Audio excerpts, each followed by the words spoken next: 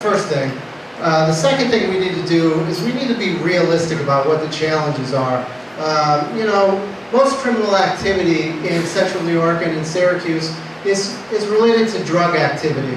And I don't know if you knew this, but you can buy drugs in prisons.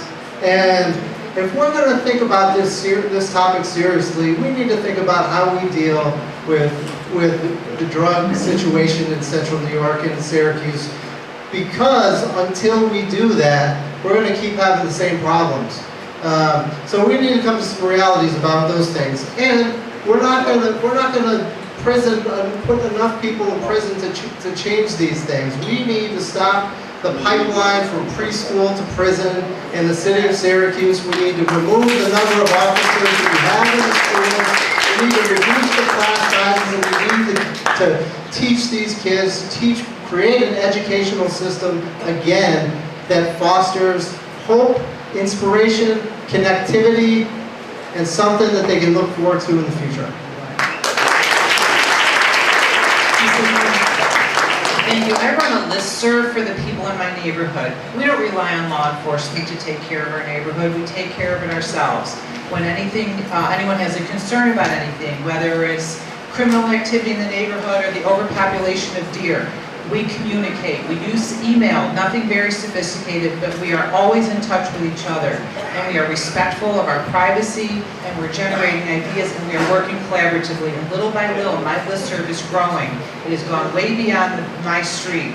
So we need to continue to find ways to help everybody in the community communicate with each other.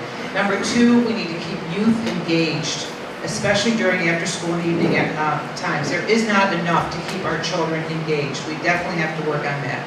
And the last thing, obviously, is we have to build trusting relationships. People tell me they won't even call law enforcement to report shots fired in their neighborhood because they are afraid to do that. Something is really wrong. We don't have trust. We will work on building trust. Thank you. There, before Marty gets started, I just want to say to you all, I don't mean any harm, but y'all know I'm passionate about that, because that's my question. Could y'all answer the question about the Office of Gun Violence to end gun violence instead of everything else? That's involving the crime that's going on right now, and I want you to stay specific to the question just one time. Gun violence, the office, the Mayoral Office of Gun Violence, that's the question. Mr. Masterpool. Sharon, can you repeat the question? I want to just make sure I want to be specific. I surely can. Thank you. How will you create a community action plan inclusive of a mayoral office to prevent gun violence and promote neighborhood safety? It does not see SPD as the only solution. Thank you. Well, an office of to prevent gun violence is absolutely an outstanding idea. It should be implemented. There's clearly strained relationships within the community and the police department. I think we need to hire from within our community. We have a great thing going now, Public Service Learning Academy of Fowler, where I believe that can then be the pipeline from high school to the Syracuse Police Department to the Syracuse Fire Department. It helps our residency issues. If you are patrolling within the neighborhoods where you grew up, I think there's less likely to be a chance of gun violence. You're more likely to know your neighbors, who you grew up with, what background they come from, why they might be doing the things that they're doing. But I certainly believe that hiring out of our city is out of our neighborhoods is very important. And that creates a community policing. When you come from the community, that is the essence of community policing.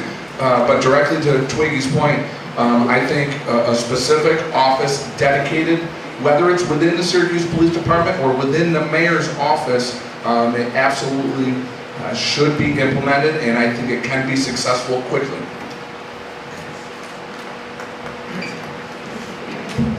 Mr. Nicoletti? Yes, thank you. I would support such an office of gun violence, no matter whatever it may end up being called. But that office shouldn't just be concerned about gun violence that's happening. It should talk about what causes gun violence. And our agenda would have to include the following things, because I made a list when I asked.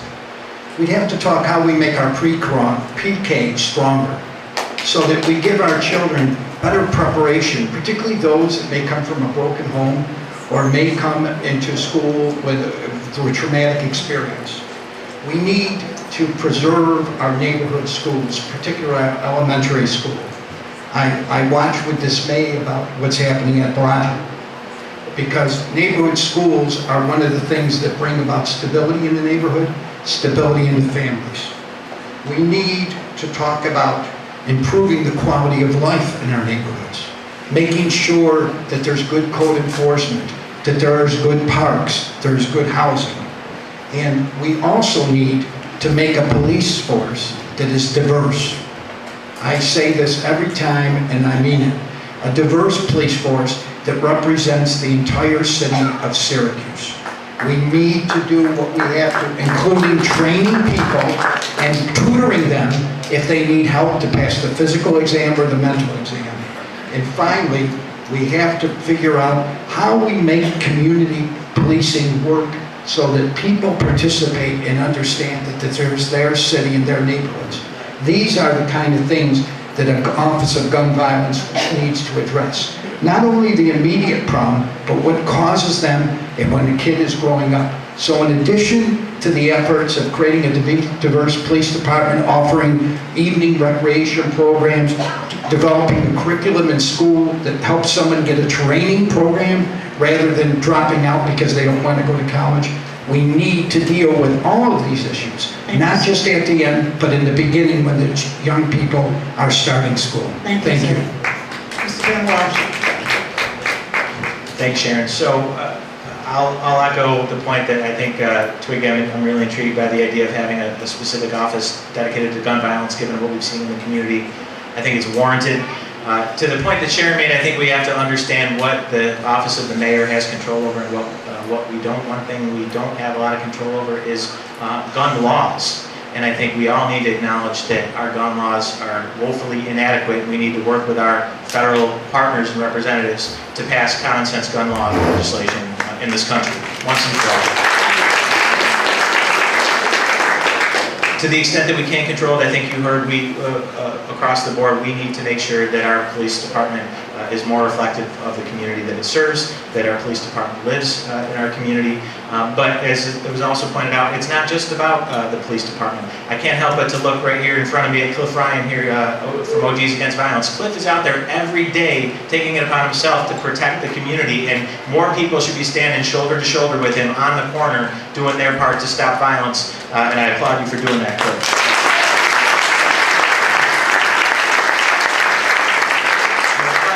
I just want to make a point. I think when we talk about gun violence and public safety and community police relations, we have to understand and acknowledge and be willing to talk openly about the fact that we have different realities and different truths as it relates to our perception of law enforcement. When I'm in trouble, when I need help, I call the police and I feel comfortable doing that. But the reality is a lot of that has to do with the privilege that I have and the way that I look. And I talk to other people in this room. I think about Ms. Stevens over here, who mentioned at the last forum that she is not comfortable calling the police officer. That is unacceptable. You deserve better than that, Joanne. So I'm going to do everything I can to make sure that people that we understand that we're empathetic for different people's situations, and we make sure that we have a strategy that helps people where they are and protects our community. Thank you, Mr. Walsh. Ms. Perez-Williams. Thank you, Twiggy, for asking that question, and we certainly do need an office that focuses on gun violence. And frankly, we could start tomorrow. We don't have to wait to create laws. All you need to do is look over at Rochester. They have created a gun court. It just focuses on gun crimes. They have taken 25% of guns off the street. They have reduced gun violence. And lovely Warren is saying that by 2020, she will have cut gun violence all the way down 75%. It is possible to do that now. And as your mayor, I will focus on reducing guns on our streets. We have not had a gun back buy program since the Driscoll administration. Whether you like it or not, you've got to have these programs to promote, again, taking guns off the street, and I would certainly do that. Most importantly, we have to treat people in our communities with dignity and respect. And if our police officers are not engaging fairly with our citizens to deal with crime, I will certainly be a mayor that will deal with that myself. And last, but really most importantly, what I see as a former prosecutor is we don't deal with small crime. We have all kinds of small crime happening in the city where there's no response, no one cares, no one shows up, people are driving down the streets 100 miles per hour, there is no enforcement. If you don't deal with the small crime aggressively and respect neighborhoods and the people that live with them, you will never deal with the crimes that involve guns.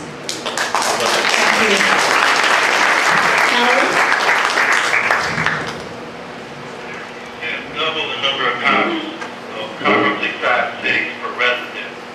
And the more police you have in preventing crimes, police can catch people after the crime was committed. The real place we should put the money is crime prevention. I'm here in Richmond, California, where they have Office of Neighborhood Safety. They have 12 full-time people working with average youth and people coming back from incarceration. I know in Syracuse we got maybe 2 full-time and 6 or 8 part-time. The equivalent in Syracuse would be 18 full-time. And what happened in Richmond is they cut the murder rate by 75% over the 8 years of this program. So we got to divest from over-policing to invest in these poor communities. The people at risk, they need jobs, education, counseling, mentoring, drug treatment, whatever it takes. And then we also just need to invest in poor communities, the schools, the housing, the jobs and businesses, because the high crime and violence is where there's a lot of poor people concentrated and people are frustrated. Thank you, sir.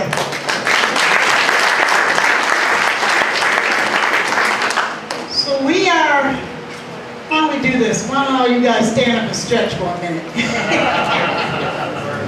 Questions are about to get tougher. Stretch yourself out. If you need some water, let us know. It literally is the hot seat, but it gets hotter as mayor.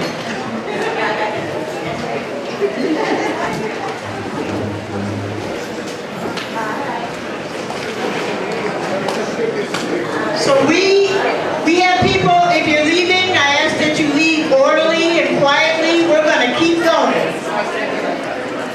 Again, we're looking to identify our next mayor. It's definitely worth our time. If you're leaving, leave quietly, please. Candidates, thank you. Talk outside, as Joanne said, and I would listen to her if I were you.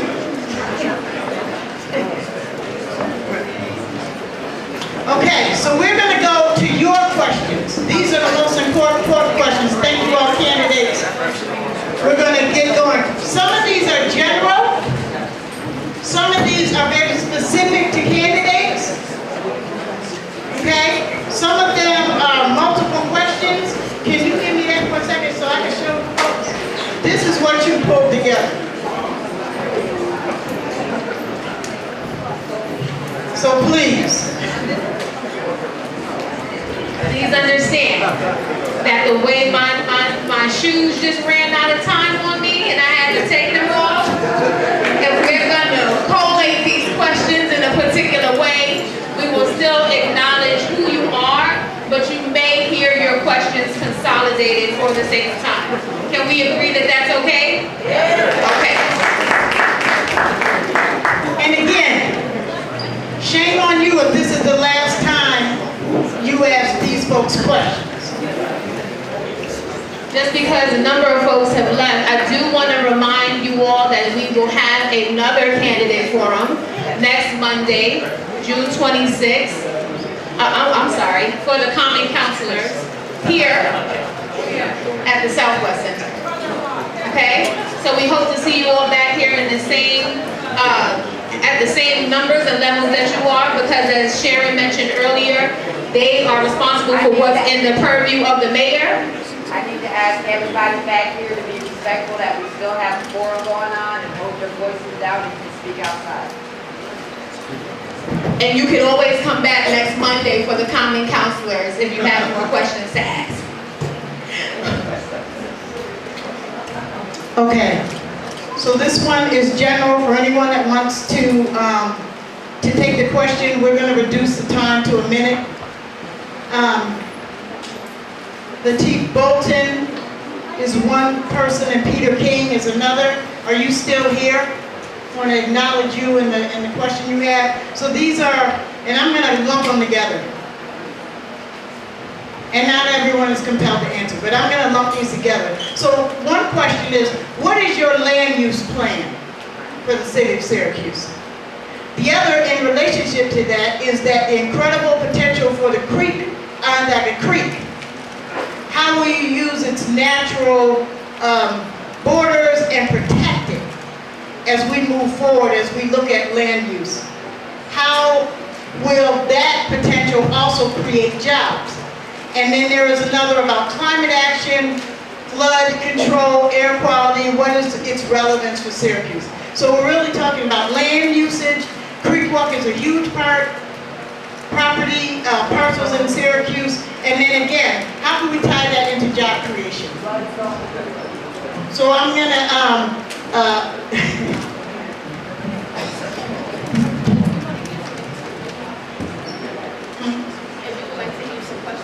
yes.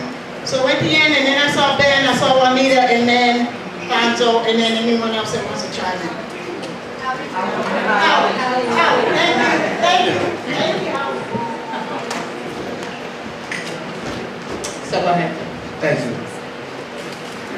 The first thing is, the zoning policies are very old and they are currently being updated.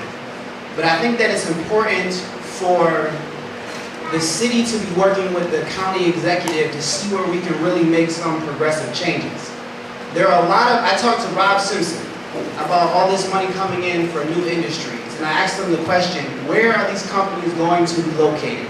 Because there are spaces within the city where we can have industrial parks. Secondly, we got to do something about this student housing, because we can't just have students running around all over the place. There has to be some type of vision and organization for student housing. Lastly, mixed income housing. Bob Conjo is over there building his own city. He has to come in line with my vision. He has to come in line with the city's vision. All of that land, some of that land ought to be used for residential mixed income housing. Thank you. So here's what I'm going to ask, because we said that if we're going to have either all of you answer if you so choose or not. But if you do want to answer the question, if you could turn your card to the side like this for me and just leave it up so that I know you're interested in answering the question. So then we can move forward appropriately. Alfonso? Well, here's the thing. We're going to come back down because we recognize who. Can we go with that? All of you want to answer? Everybody has their 1 minute, so we can just come back down. Juanita, did you want to answer? Because I turned your card down for you. So just turn it back up for me. And then when you're finished, you can turn it down. That way we know you've answered the question. I have been very concerned about our land usage issues in the city for a number of years because I have watched Buffalo and how Buffalo has really failed to have a vision, a strategy. So you have what you will throughout the city of Buffalo are empty lots, places where no one is caring for them. No one is asking community, what should we do with these lots? So I am a big fan of making sure that we have a block-to-block plan of working with neighbors on what they would like to do with the land that is based around their homes, that is not developed, that needs perhaps to be part of a community, perhaps a park, perhaps a new daycare center. I think it's very important that we talk about the land that's around these communities. The Creek Walk, it's a beautiful opportunity for us to focus on green space, specifically in those neighborhoods where there is not a lot of opportunity for our youth and families to have a place near them that in fact would raise their property values, ensure that they're healthy, ensure that they have good environments. So it's my understanding that right now we have a plan that may skirt around some of our neighborhoods that in fact would utilize the creek walk in better ways than just having passersby that are... I'm sorry, Juanita, that was time. Okay. My bad. I thought we were still, that was my I need you to So, stand up if they don't 1 minute. time. That was a So this portion is 1 minute, that was my thing. Turn down your card for me, Okay.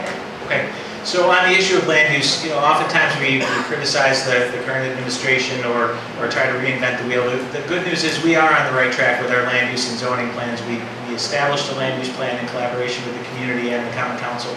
We're using that as a foundation to rezone the entire city through the rezone process, which I'm on the advisory committee of. So I'm encouraged that we're heading in the right direction. Ultimately, it comes back down to making it easier to invest in your property and to understand what you can and can't do with your property. So I think we're on the right track. Specific to Onondaga Creek, Onondaga Creek is our civic waterway.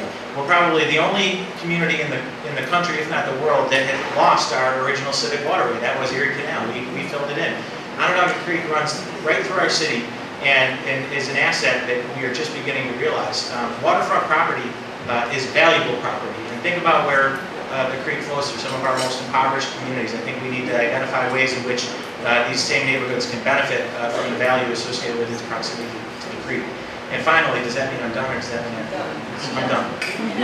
So you're gonna get the first white paper for 30 seconds, the last white paper is I finished. missed the first one. Okay? Okay, we're probably all going to say basically the same thing. The rezone plan is being drawn up, the council is reviewing it at this current time.